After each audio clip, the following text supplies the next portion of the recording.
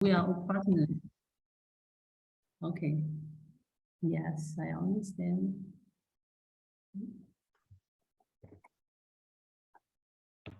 Okay, does the slide look okay to everyone?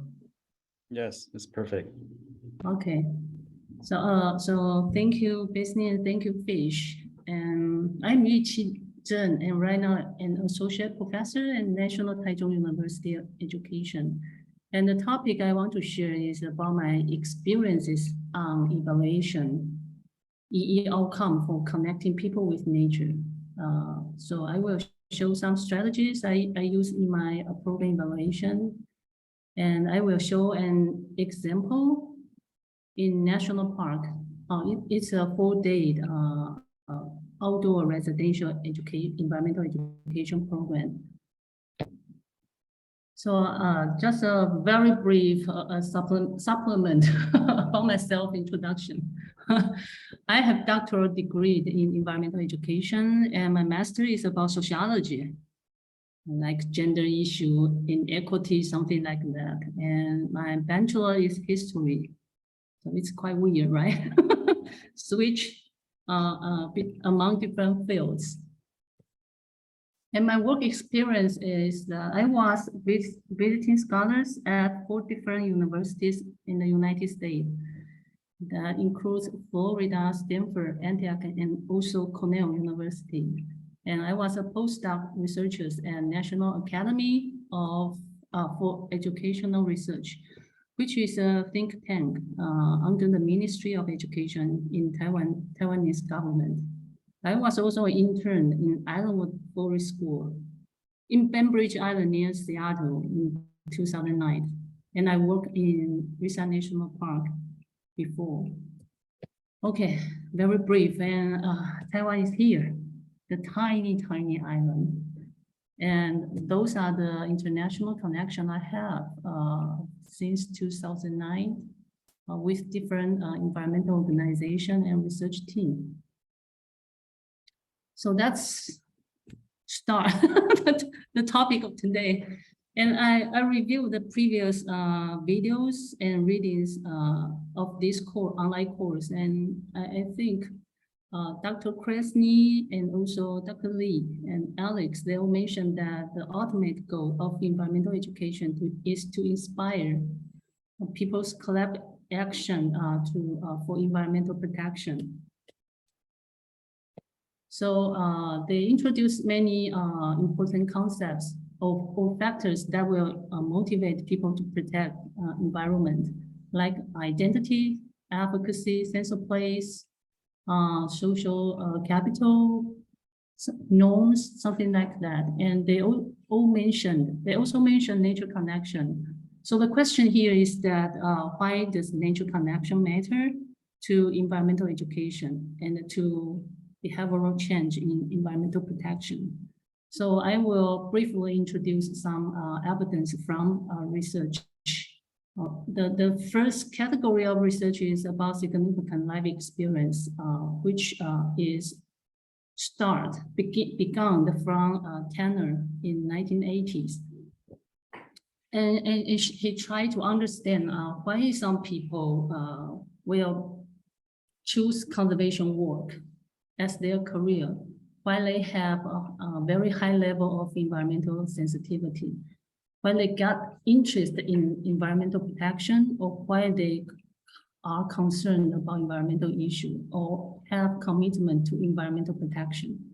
So he interviewed members from in several environmental organizations, and he found that most of the participants mentioned that the percentage mentioned by those interviewed participants is 50% to 80%. They all mentioned that they have very rich and important experiences in nature in their childhood and adolescence. So the similar finding, we also find similar findings in Taiwan. Dr. Xu in 2005, he conducted interview research to the members of environmental organizations in Eastern Taiwan. And this is the table of life path analysis. And you can see there are 3 different life periods, childhood and adolescence, higher education and social life after universities. And in the first stage, that contains childhood and adolescence, the participants mentioned 46 participants mentioned that they have rich experiences in nature. But when it comes to higher education period, it reduced to 40%, but still higher than other factors. And then when they went to work in their social life period, nature experiences become the 3rd important factor that will influence their environmental action or behavior. The top one is the membership or participation in environmental groups. And the second important factor is the loss of their beloved nature. So these are the similar but a little bit different pictures in Taiwan in significant life experience research. So when we look back to the theoretical framework, now this is a typical one proposed by Heinz, Hungerford, and Tamarot in 1986-7. This is a framework for responsible environmental behavior. And you can see that there are 2 categories of factors that will influence people's intention to take action. And the first category is about personality. That includes attitudes, locus of control, and responsibility. However, we all know that the personality takes a long time to become a person. But the second category of factor is about skills and the knowledge of environmental issues. So this part is easier to be changed through educational, short-term educational intervention. And this part is most environmental education program will deal with. So this model assumes that, this theory assumes that if people have those personality factors and they have enough skills and knowledge about environmental issue, they will have stronger intention to act for environmental protection, and finally it will lead to responsible environmental behavior. Of course, there are some situational factors that will help you or stop you to actually do the behavior. So from this picture, you will say that, hey, where's nature? We already know from significant life experiences that nature experiences is so important in formation of people's environmental attitude and behavior. But normally, the theoretical framework in research, they don't have place for nature. So my work is try to put nature back to research and emerge psychological concept about nature experiences into the existing theoretical framework. So I want to know that can connection with nature interact with people's personality, or maybe it can influence people's intention to act or directly influence their responsible environmental behavior. Luckily, there are more and more evidence since 2000 that indicate nature connection did and could influence people's environmental attitude and behavior. I list some of the research findings here, but I just talk about the first one. The rest two, I will leave them for your reference. So 10, he tried to, as Martha mentioned in previous video, she said that since 2000, there are already over 30 different skills that claim to measure people's connection with nature. So Ken was so curious that are those skills measuring the same concept? So he conducted research, try to compare the validity, different validity of different skills. And he found that there was one common factor among those 7 skills. And these common factors can explain the behavior of energy conservation, green consumption, and participation in environmental organization in both Hong Kong and the US adults. So this is just one example of research evidence about the relationship between nature connection and environmental behavior. We have more. So I list here. I myself also conduct some research to try to figure out the relationship between those 2 concepts. The first research is surveyed in junior high school students, and this is the theoretical framework. The middle block is nature connection. And from this figure, you can see it can directly predict environmental behavior. And environmental behavior here contains ecological management in their daily household, persuading somebody to do good behavior to protect the environment, or civic engagement, like writing letter to council, something like that, or call the EPA that somebody is polluting the environment. So also other factors like a visit to nearby nature, visit to remote nature, and environmental knowledge and interest in environment. Those 4 factors can also influence environmental behavior through nature connection. And when you compare the value of coefficient, you can see nature connection on the highest value, 0.35. That means it's the strongest predictor to environment among those factors. So I published a paper in the Chinese Journal of Science Education. If you are interested in those findings, I can email you the papers. And I also conducted a Tseng survey in the other 2 different populations. One is undergraduate students, and the other is senior high school student. And this is the theoretical model. And the top one is nature connection. So in undergraduate population, their environmental attitude can predict environmental behavior directly, but they can also indirectly through nature connection. However, in senior high school students, on their environmental attitude can influence environmental behavior only through nature connection. That means their attitude, there's no significant relationship between environmental attitude and environmental behavior. Also, I did a cross-country comparison of Taiwanese and Japanese undergraduates' level of nature connection.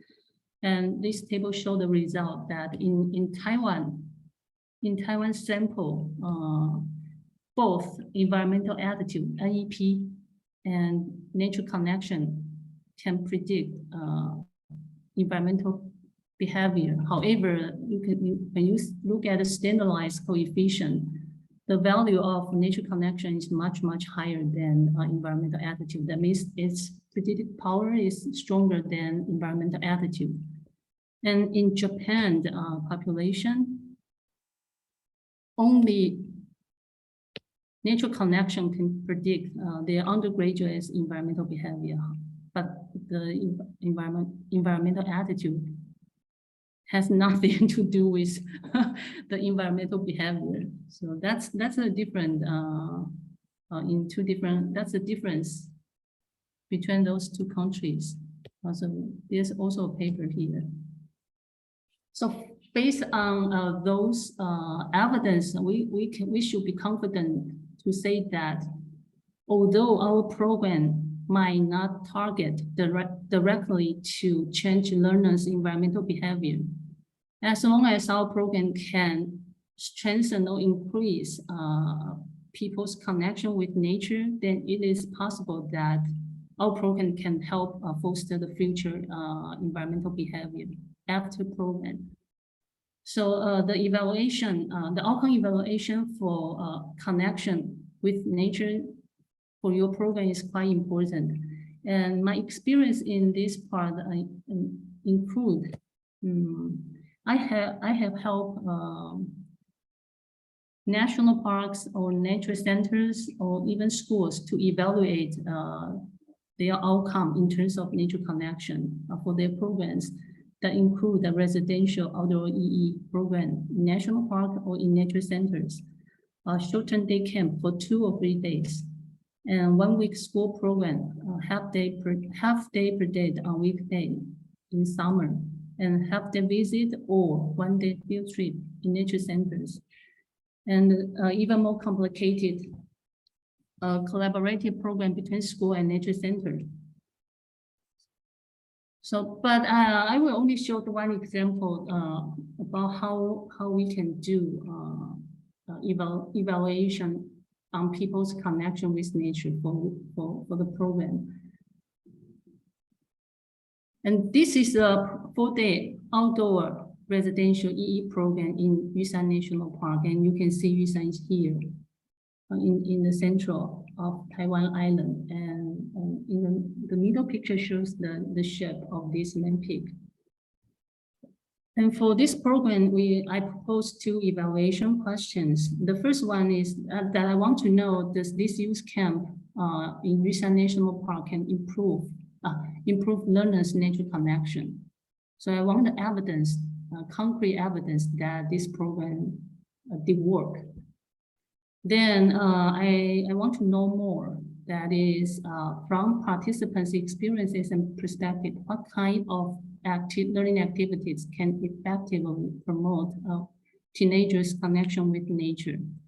So those are 2 different evaluation questions that need different data to answer. So the first step I did is to define nature connection. Here I put some very broad and very abstract academic definition about connection to nature for reference. And it probably not very useful for your program evaluation, because you will need to define an operational definition about nature connection for your program. But let's take a look. Zistra and his colleagues reviewed 300 papers. Most of the papers are published in Western countries. And then he suggests that nature connection should be a sustained awareness of the interrelatedness between oneself and the rest of nature that comprise the symbolic, cognitive, affective, and experiential traits which performed as consistent attitude and behavior. So because those definitions are based on Western literatures, I and my supervisor conduct a grounded theory research and try to propose a revised definition for Taiwanese teenagers. So I put the definition here. It's also broad and abstract. But when you have time, you just read it right now. Let's skip it. So after you review the academic definition about nature connection, you need to define your own definition for your program. So in this program, I try to promote teenagers' sensory connection, emotional connection, and symbolic connection. So here in this table, I assume that those urban teenagers, they would have very weak or even no sense of connection with nature before the program. So the mission or the goal of the first day is to get them ready to connect with nature. And the second day in the program, we try to offer abundant or rich sensory experiences so that they can feel strong sensory connection with nature. And in the third day, we try to switch those sensory connection into emotional connection. Also, we guide those teenagers to climb a very steep peak. It takes 12 hours. They are all exhausted in the third day. And in the last day of the program, we try to transform emotional connection and also sensory connection into symbolic connection by discussing the environmental issues here in the national park and in their daily life.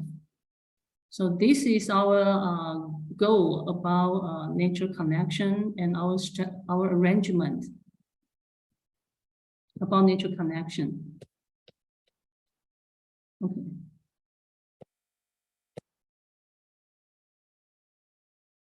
So this table just showed that different scale has different theoretical stance about the definition of nature connection. At least there are 3 different stances in the definition of nature connection, like cognitive, affective, and holistic perspective. However, there are some limitations of those existing academic skills. The first one is that most scholars, when they develop those skills, they assume that people's connection with nature is a personality trait. That means it cannot be easily changed in a very short-term intervention. That's their assumption about this concept. And also, therefore, the instrument and the item, including the wording and the context, were designed to measure people's daily life connection with nature. So they are not necessarily applicable to the learning experiences you create in your programs. And also, those skills are developed, validated, and tested in Western countries, especially in North American and in European. And the participants are mainly white European, especially undergraduate and female participants. So if you want to use those, apply those skills to your programs or to other countries, you might be very careful about the cultural differences and diversity. There might be problems about a major invariance. That means this major might be valid in the United States, but it's not so good. Maybe in Taiwan, it's not applicable. And also, those skills are developed mostly for a young adult or children. So they are very, very few skills specifically designed for teenagers. However, teenagers are also the main target audience for environmental education program. So those are the limitations that if you want to use academic skills in your program evaluation, you need to take care about those limitations. But luckily, MARSA has led a workshop before the NAE conference in 2018. And they produce a guidebook here, a practitioner's guide to assessing connection to nature. They invite those scholars who develop and use skills, and we talk about how to transform those academic skills to practical use in program evaluation. So I remember that the Cornell team put a video, optional video in the week 2. And Martha, she clearly introduced how to use this guidebook. So if you are interested in how to select your own skills for program evaluation, you can check this book. I think you can download this ebook from the website NAAE for free. Also, the step 1 is to define the definition of nature connection in your program. And the step 2 is to select appropriate skill for your program. But the step 3 is to check the consistency between many things. The first thing is to check the consistency between the program goals and the schedule of the program. Usually a program can have several goals, so you need to make sure that your program do have some objectives about nature connection. And then you need to review and check in your programs that what learning activities are related to nature connection. And sometimes we can see that the slogan of the program is connect the people with nature. But the learning activity are mainly teach people how to do science survey and use give them a lot of scientific knowledge or equipment to test the water quality.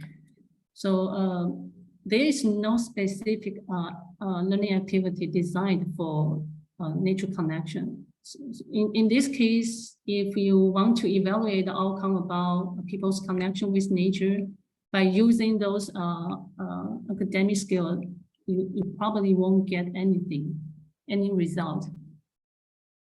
So the second things that you need to check is the consistency between the content of learning activity and the skill items. Also, review the program schedule and check if the content or activity fit the definition you choose for your program. And make sure that the skill constructs and items, including the wording and the context, are targeting or related to your learning experiences created in your program. If not, and then you need to redesign the activity a little bit or carefully modify the wordings or the context in some skill items. That's the two alternatives you can do. And this is a tool I designed to help myself check the consistency between the program goal, smaller program objectives, learning activities, skill items, and or interview questions, and also the data or information I need for answering my evaluation questions. It's quite complicated, and we probably don't have time to dig into the details, but if we have enough time later after the webinar, we might be able to talk about this table. So anyway, you need to link different parts to make sure that those parts are mutually connected. So step 4 is to decide which kind of data or information you will need to answer your evaluation question. In this case, I propose 2 evaluation questions. The first one is, does the use camp improve learners' connection to nature? So I decided to collect quantitative data because it can show the concrete change in scores in pre-test and post-test. And I think it might be persuasive to the program leaders or the founders. But for the second research evaluation questions, which kind of learning activity can effectively promote teenagers' connection with nature? You don't have any hints or clues from the change of the scores. So it needs qualitative data because it can reveal details about individuals' inner experiences, such as their feelings, emotions, perspectives. And those information can help you to explain the score change and make the scores more persuasive. And step 5, don't waste too much time in your evaluation work. You need to combine those evaluation work as part of your program activities. So what I did is that I put a survey and a pre-test of a questionnaire. It contains 2 parts. The first part is participants' previous experiences in nature before this program. And the second part is the skills, the items about teenagers' connection with nature. And I asked those participants to finish those questionnaire in the stage of registration 1 week before the program. And the post-test, this is about a quantitative data collection. And the post-test is the last day of the program and as a part of the feedback discussion. So we don't give those questionnaire independent time. We just put it in the activities. And during the program, I want to collect qualitative data. So every night we have a focus group interview, but it looks like a group debriefing as part of the program activities. And after the program, we want to know the long-term impact of the program on those participants. So we collect additional data through personal interview, follow-up personal interviews. So this is the last part of data collection. So the step 6 is to analyze data and report the outcome. So for quantitative data, you can use descriptive statistic for demographic information like gender, age, grades, and residential areas. And you can also use it to describe a participant's level of or scores of connection to nature. Before and after the program, you can show the average scores of the whole skills, or you can show the average scores of the constructs, or even the scores of each item, and depending on your goal. And you can also conduct pair t-test to compare, to check if there is any statistically significant increase between pre and post-test scores. If your design in evaluation work include a control group without any intervention or with another pedagogical intervention, then you could probably conduct more complicated statistic analysis like two-way ANOVA, ANCOVA, something like that. And qualitative data, I did coding analysis for the transcripts of focus group interview every night, and the additional follow-up individual interview after the programs. Okay, so here is the example how I show my analysis in quantitative data for the evaluation question 1.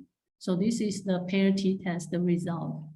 And you can see that for the whole skills, the score of the pretest is it's a total scores. It's not average scores. It's significantly increased from 78 points to 82 points. And you can look into a different construct. And for the construct itself, that means identity with the environment.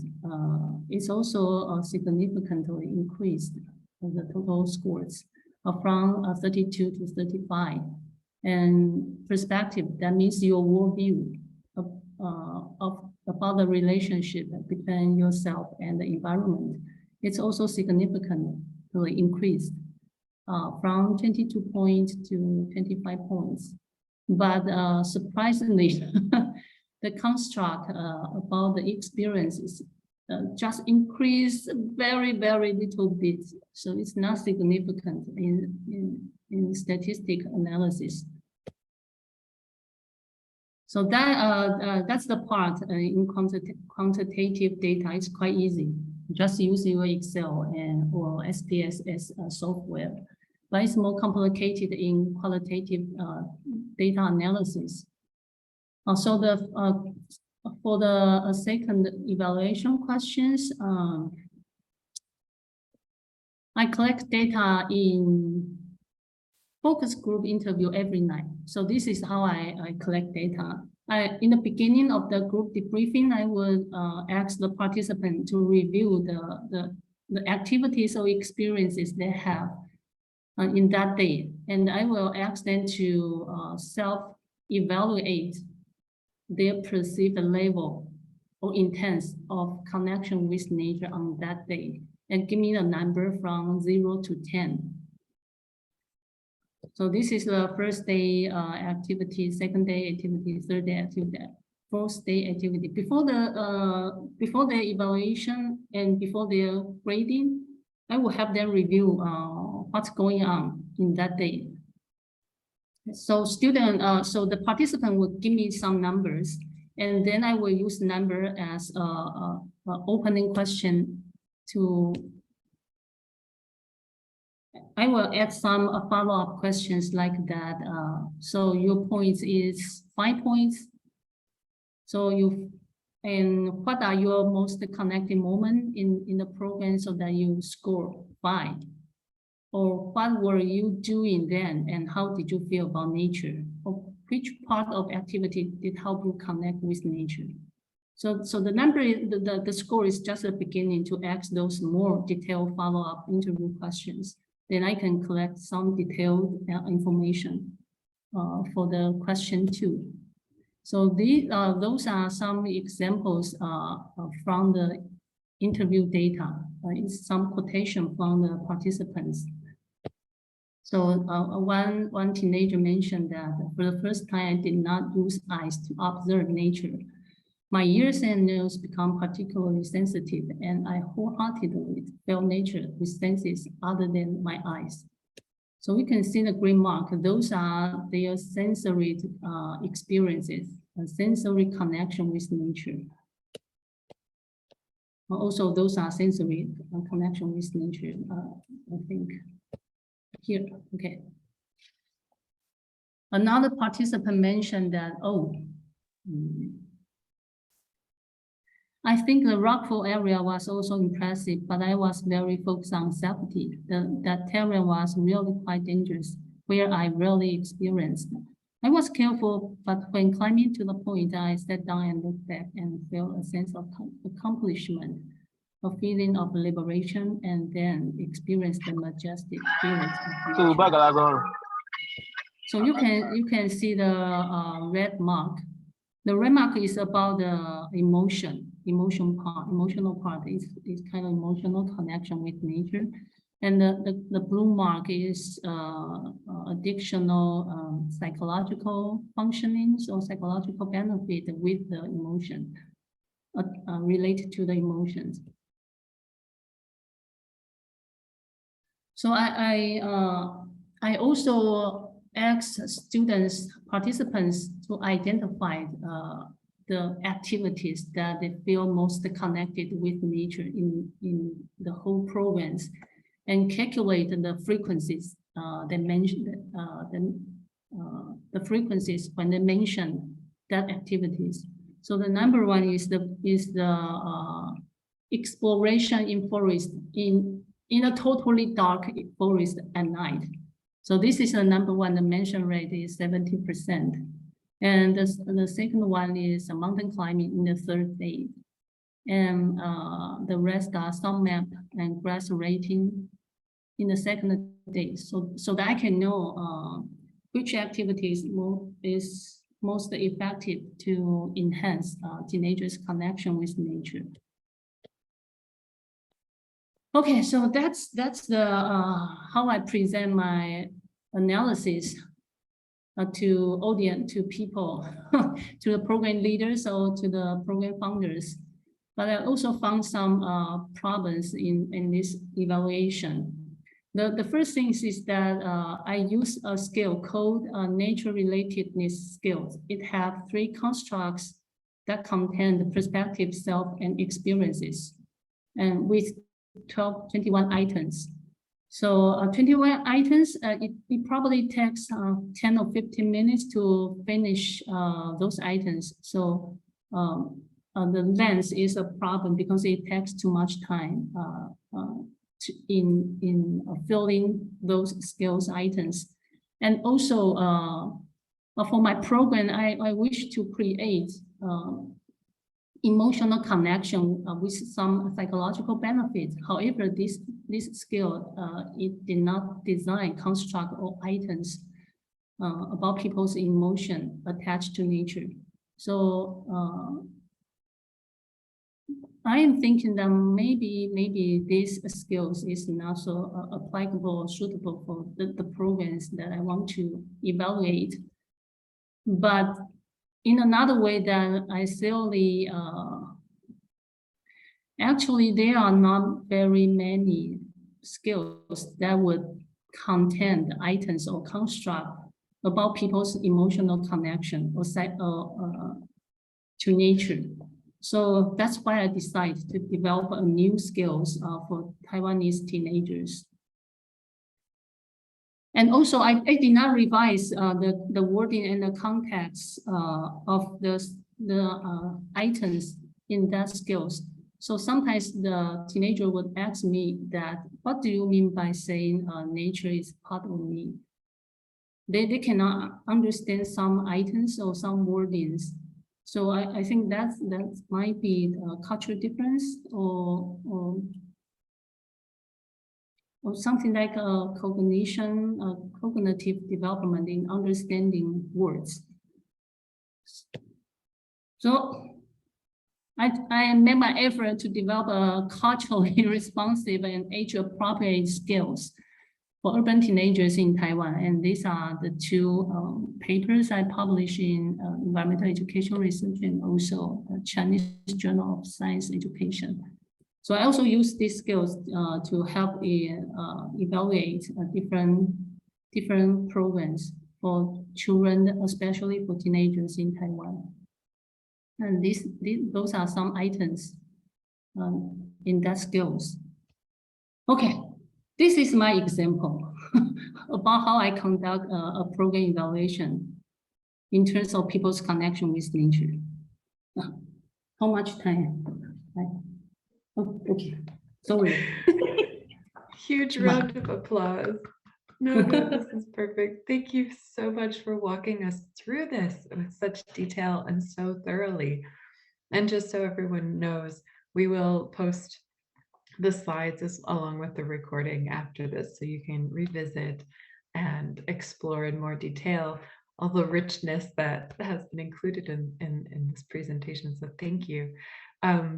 We have had some comments going on in the chat and also kind of a discussion that's taking shape in the chat, so we can share that. But this is also the time where we'll invite people to raise their hand or unmute themselves and share questions and comments. So I think to open up though, the conversation that's taking shape in the chat is around working with teenagers and how, you know, some environmental educators or some participants in the course have had a hard time or find it challenging, especially to reach the teenage age group, the audience for their programming.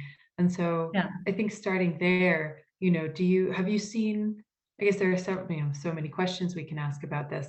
One of them would be, you know, have you seen much difference between, you know, in different cultural contexts, the ways in which teenagers are or are not participating in environmental education programming? Oh, okay. I think in Taiwan, the teenager has very heavy pressure from national examination about their academic performance. Mm-hmm.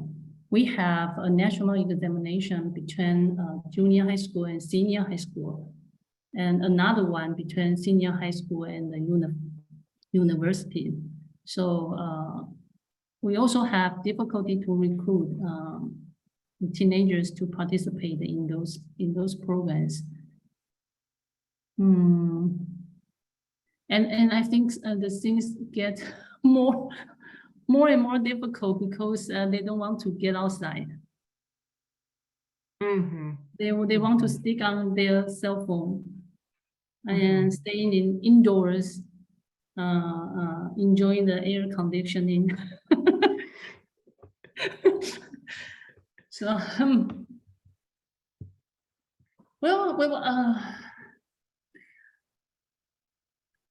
this program only serve, I think, at most 15 teenagers from whole Taiwan.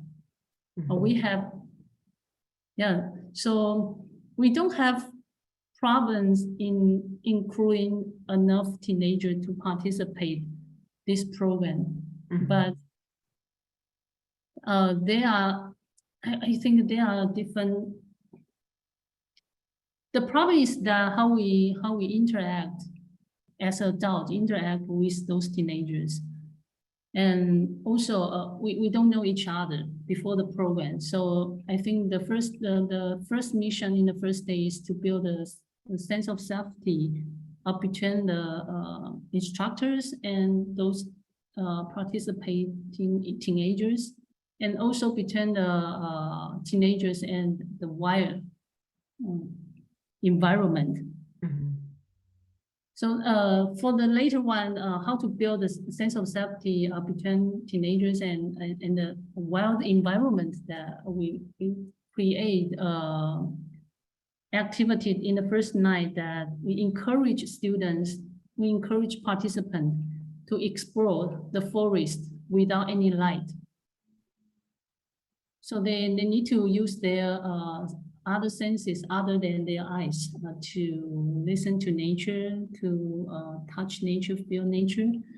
And I think that's quite, that worked very well, because when those teenagers come back indoors and share their experiences in the forest, they all say that nature is not so scary. They say the most scary things in the forest is the witch and the ghost. But they found that none of these exist in the forest, so that's okay, it's safe. Mhm. But they learn those information from movies, you know. Yeah. Yeah. Some spirits or some weird things or terrifying monsters in the forest. And for the relationship between adults and teenagers, I think we give them a lot of respect, and also we treat them as another adult. Mhm. So we won't tell them you ought to do what.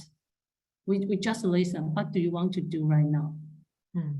So that's and we designed the debriefing activity with the purpose that we want to have build deeper relationship with those teenagers. We want to know how they feel and how they think. For those teenagers, they feel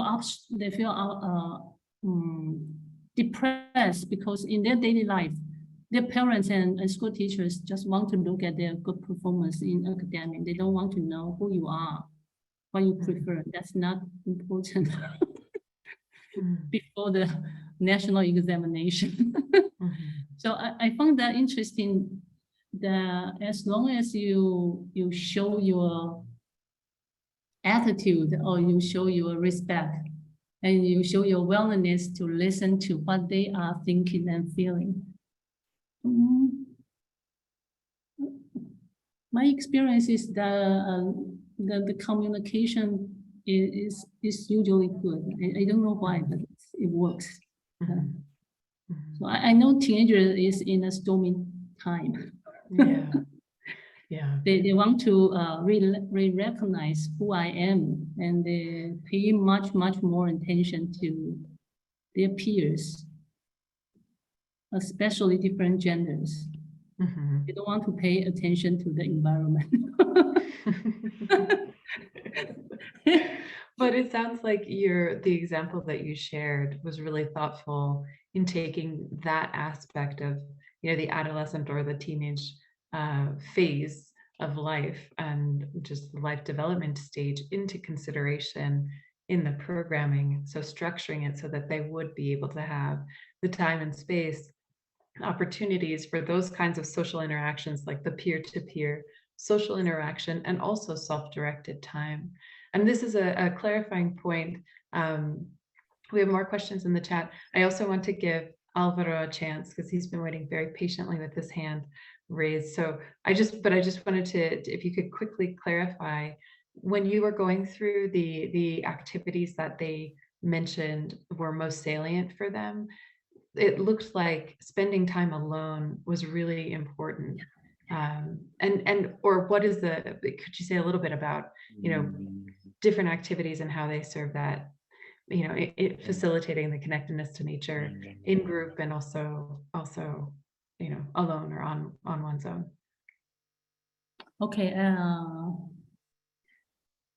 In the second day, in the afternoon, in second day, the first day we try to build a sense of safety between teenagers, individual teenagers and environment. And in the second morning, we teach them how to protect themselves because it's a strange and wilder nature for those teenagers, but actually it's quite safe.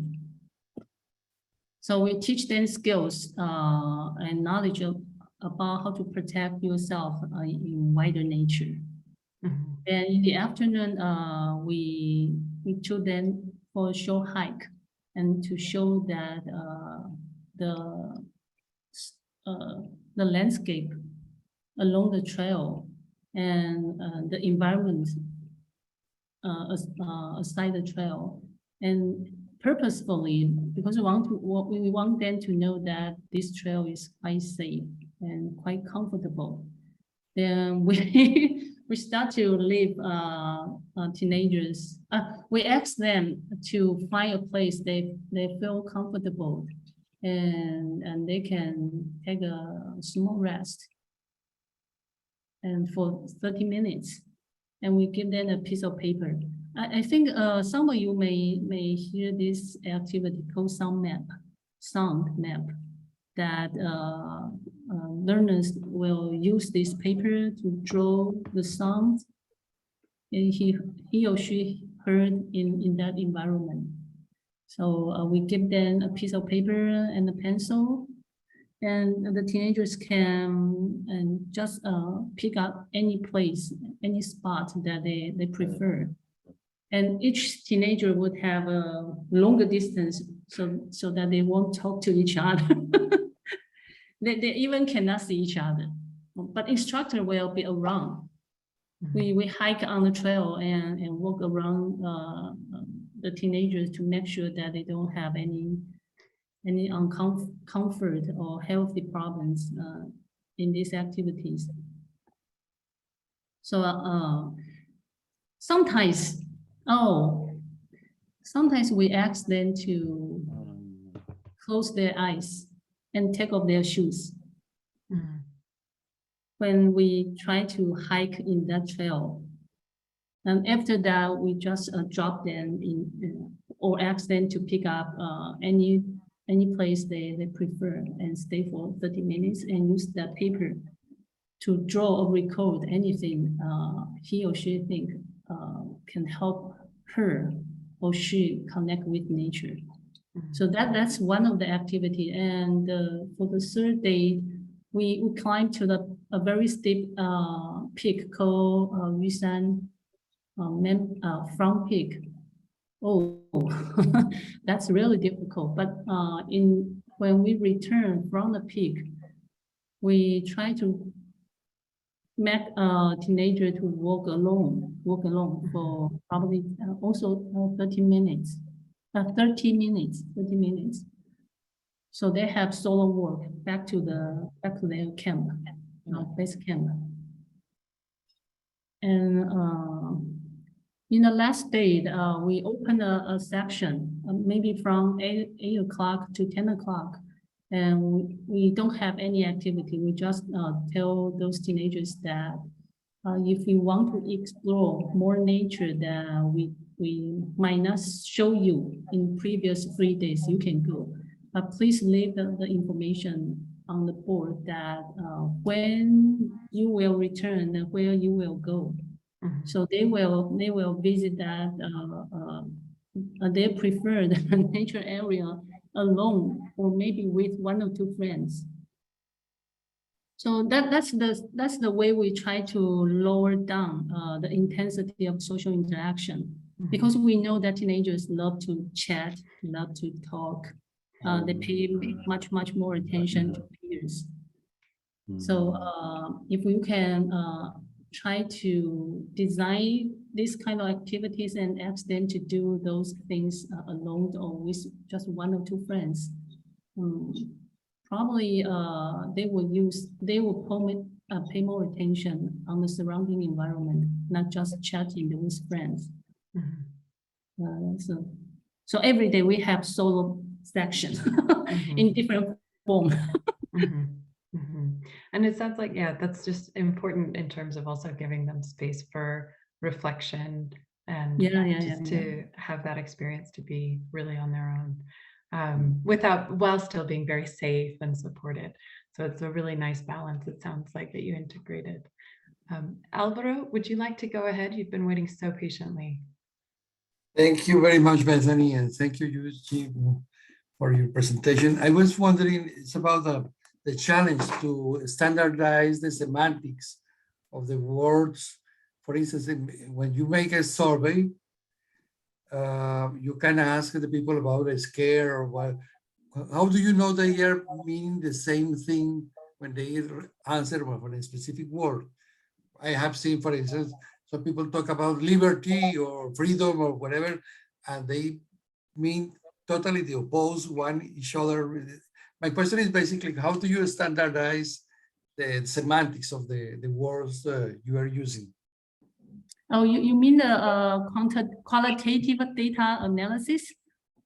Yes, in part, but when you say, how do you feel about, and you have a scale, but the feeling is quite ambiguous word, because the feeling could be depending of the culture, depending of the age, depending of the education, you can mean different things.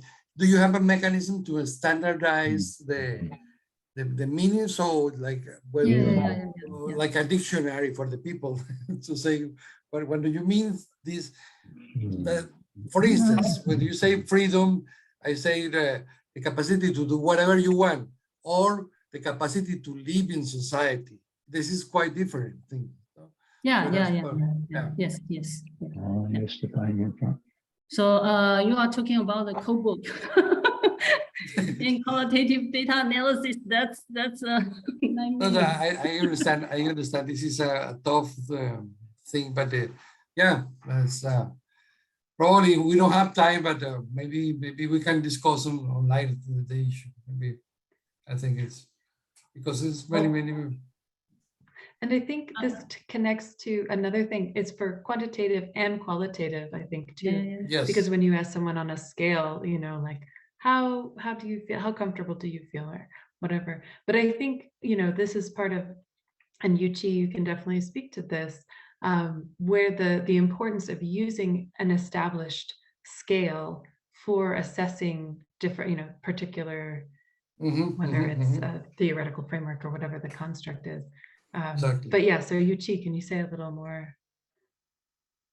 You mean the coding analysis, the standard definition of the codes in qualitative data or skill or item development design? Which one? The scale design. How are these scales for the quantitative assessment?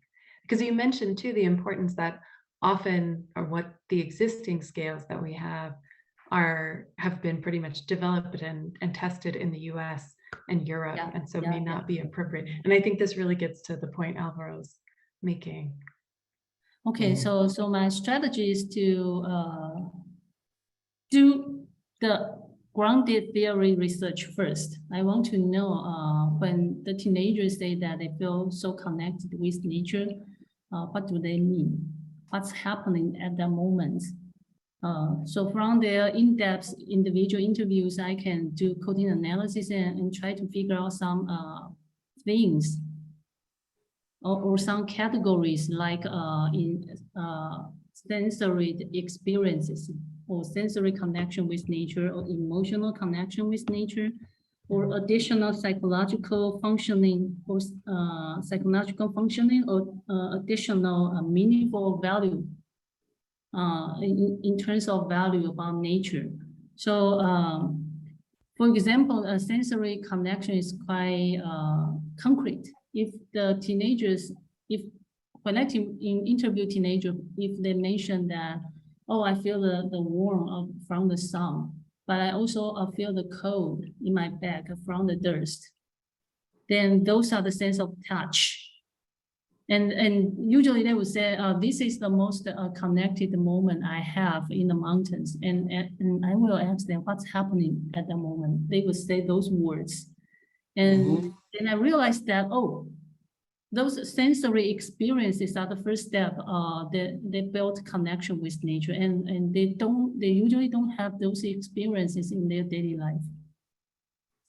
So for them, for those teenagers, this is meaningful, and this is part of their connection with nature. But the categories might be classified into sensory connection with nature. And the emotion one is that, this is just an example how I create a sub-concept from teenagers' experiences in the interview. And then I use those materials to create items. Like I enjoy sitting down on the grassland. If they had rich experiences about touch, especially lying down on the grassland or sitting in the grassland, then this would be the candidate for the items design. So that's why I designed the new skills for Taiwanese teenagers. So I firstly interviewed teenagers and I did the grounded theory analysis and try to figure out the main things in those interviews and pick up the typical statement in those quotations and make those quotations, transfer those quotations into skill items and put numbers on it. And then the skill development is another one research, because it has so many statistic procedures like exploratory factor analysis, item analysis, confirmative factor analysis, something like you don't want to remember. That's so complicated. Drive me crazy. Yeah, I understand. Bianca Key, you too. Thanks a lot. Yeah, thank you. Bianca Key. Wonderful question. And so thanks everyone. We are over our time for the typical webinar hour and time to transition. It's high time that we transition to the Mandarin session. But before we do that, just to say thanks again. The chat has been very active as well. Thank you all for joining and for participating, whether it was through listening, whether it was through sharing in the chat, responding, or voicing the questions. So thank you. And of course, thanks again so much to Dr. Yuqi Tseng